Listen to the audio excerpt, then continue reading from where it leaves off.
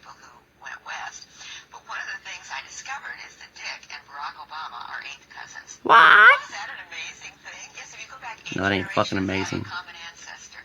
These spiritual beings have been ruling this planet through very specific bloodlines who long ago swore allegiance to these beings in exchange for wealth and power over the human race.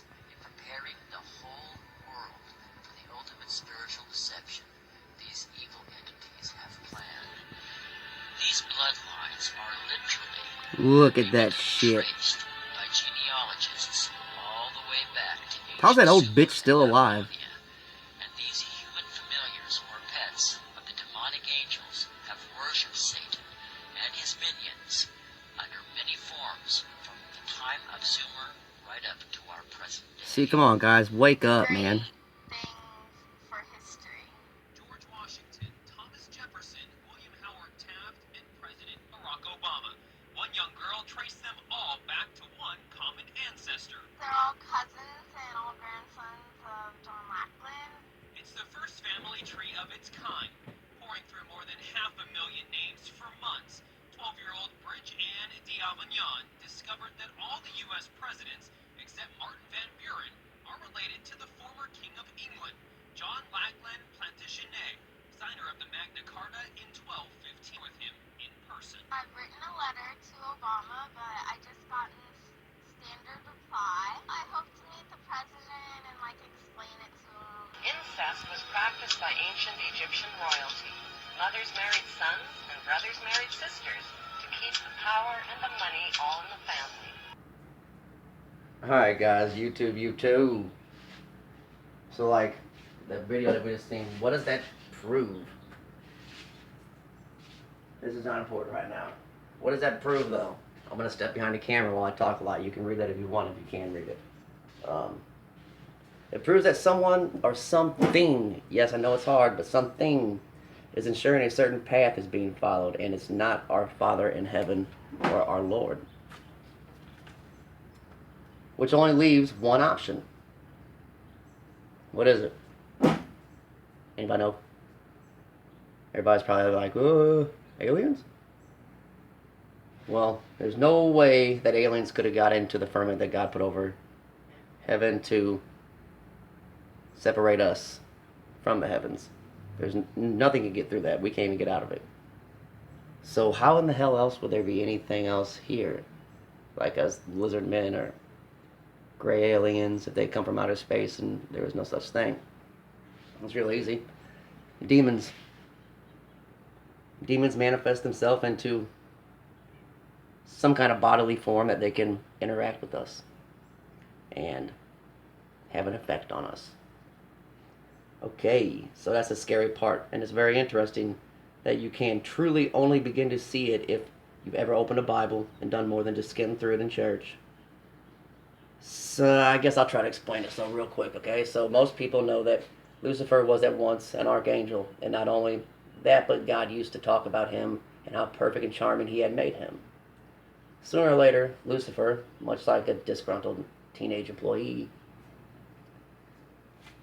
had a moment where he seen opportunity to question our Father in front of all, basically at a meeting, and did so knowing that he was not the only one who felt as he did, mainly due to the fact of him never shutting the fuck up about it and bitching about God behind his back to others in order to sway their opinions. Okay, proclaiming he could do it. Doing it, means ruling over all more efficiently, or in layman's terms, he could do it better, and constantly questioning why God couldn't and or wouldn't just do it himself rather than sending his angels here and there to do this and that and all this of his petty work.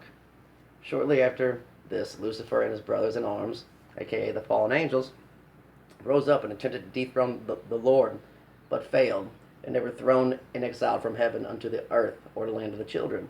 Due to us all being children of God, and the earth being the birthplace and rebirth place of our souls, or our mothers, our Father gave us all a part of him to be our kind of shield against all this evil. It was called the Holy Spirit. The fallen angels and their minions, the demons, they can only interact with us. If we have strayed far enough from our origins and morals or beliefs set before us in the commandments, then they can mess with us.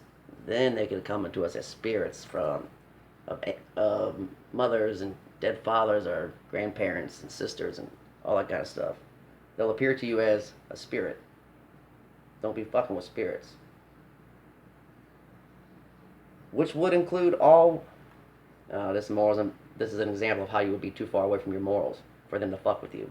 This would include all witchcraft and magic. There is no such thing as good witchcraft and bad witchcraft. It's all bad. Just so you know. Alright. Spirit channeling or following a spirit guide, seances, but most easily noticeable is Satanism, which they are trying to now call Satanism was Lucifer, the bringer of light. No, Satan is Satan. Yes, he was Lucifer when he was an angel, but now he's a fucking demon and his name is Satan. Duh. So he's no longer the bringer of light. He is the bringer of death. Duh. Alright.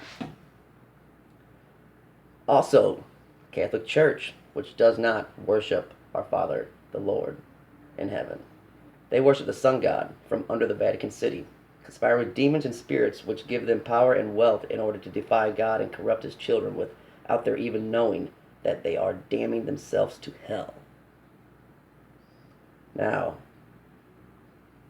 God says, or Yahweh says, that the Catholic Church is the true whore of Babylon. They make you think that you can pay to get out of hell. Nobody can do that, okay? Get this. Damn it.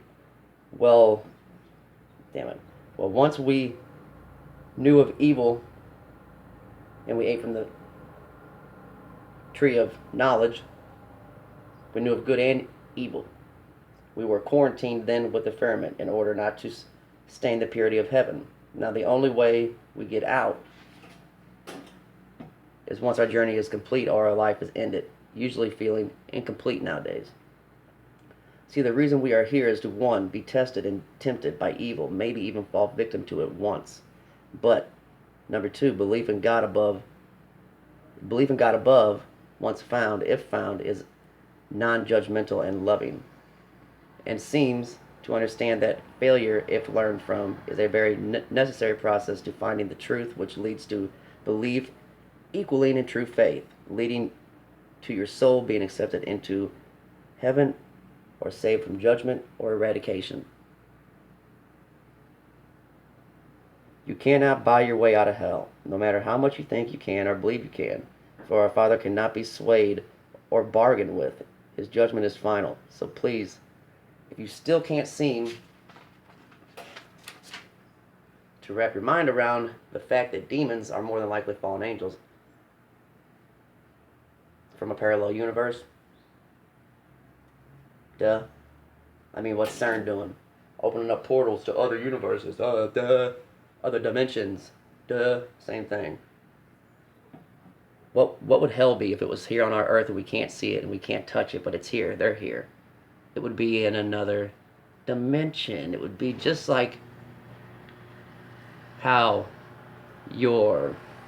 everything's here, how that board's here, how there's words on it, how that noise is going on right now. It would be like everything that's going on right now that I can see. Alright, my bad, I had to pause the video. Go help Grandma with some groceries. Anyway, where were we? Oh yeah, by the way, so y'all don't think I'm stealing somebody's shit. These are all my words. Got them all wrote down. Let's see. Okay, yeah, parallel dimensions, we'll say that. Okay, CERN's opening up all that shit and doing portals. They're doing seances outside of their fucking place at night, and they just did them a couple nights ago. Shit's getting weird around this earth.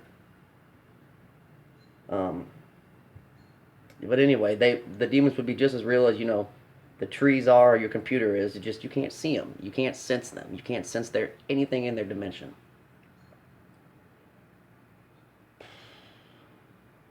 Let's think of it like this, okay? Satan and his angels want to be free of hell, their fourth dimension prison. We're in the fifth dimension. And they see us as the perfect tool to not only defy God and get out, but if he can, and he being Satan, can influence enough of man to damn their souls to his control, or hell's army, then he may stand a chance to overthrow God if he tries to do so again, just by sheer numbers. He's basically already accomplished his only task on this earth, which is tricking mankind into believing neither God nor him exist. By replacing God with science, and belief and faith with doubt and question, or miracles being turned into myths, and stealing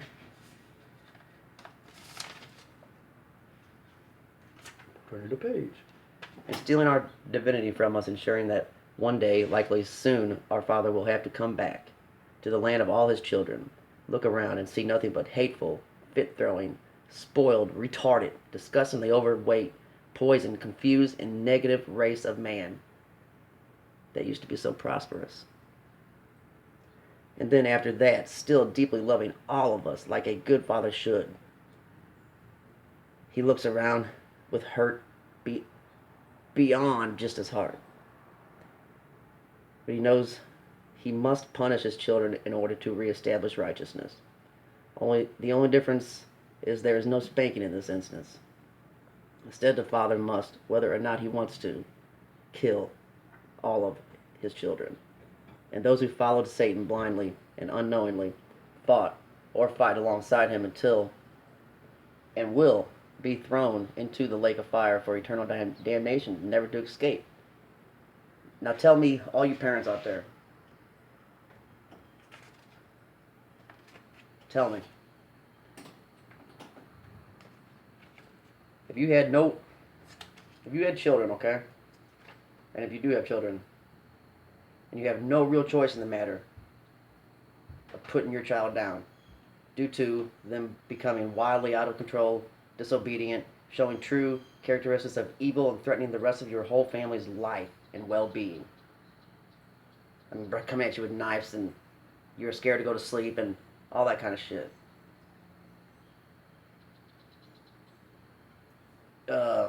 Basically challenging all your authority, your meaning, everything.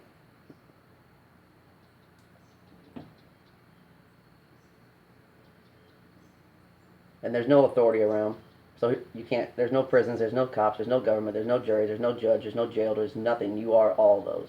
What do? What would you do? Did you cage them up?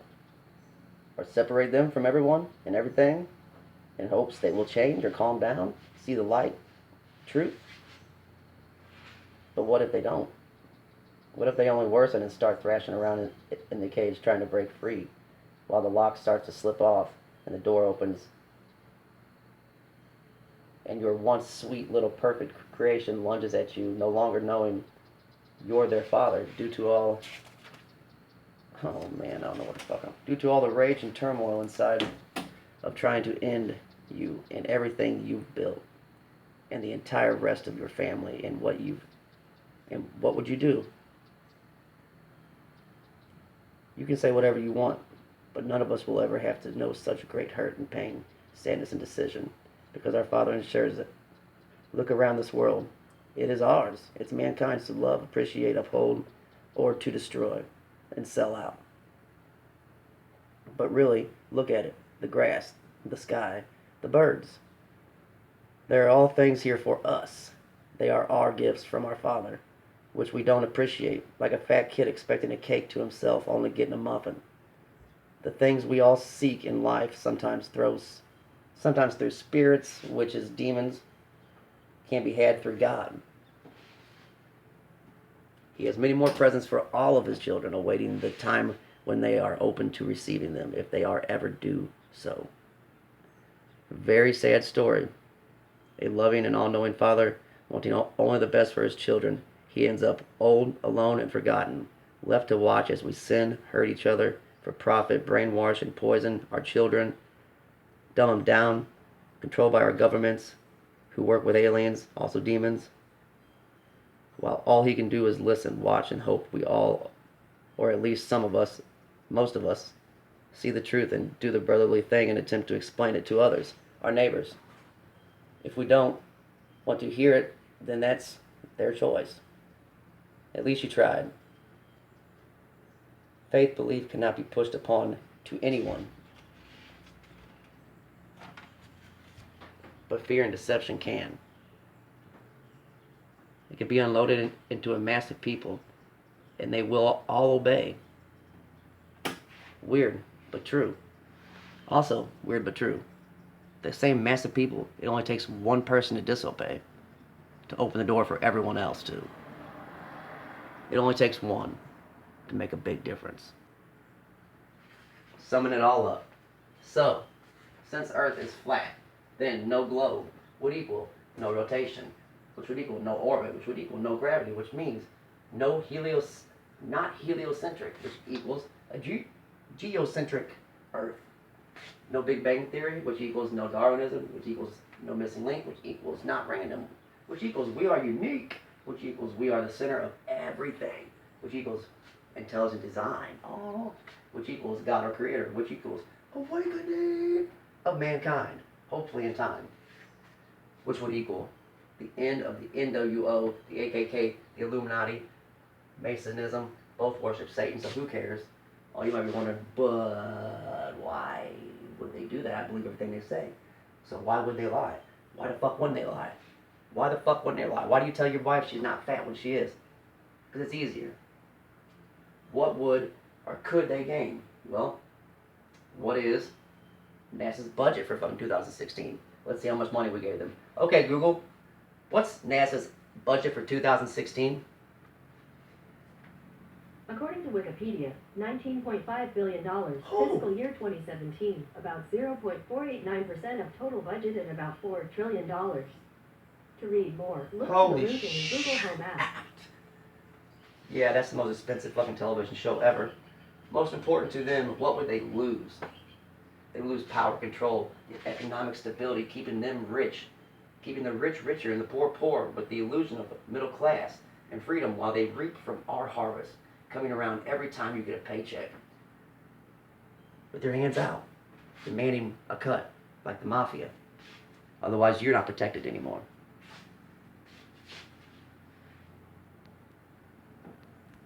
So are reptilians running our economy and everything in our world?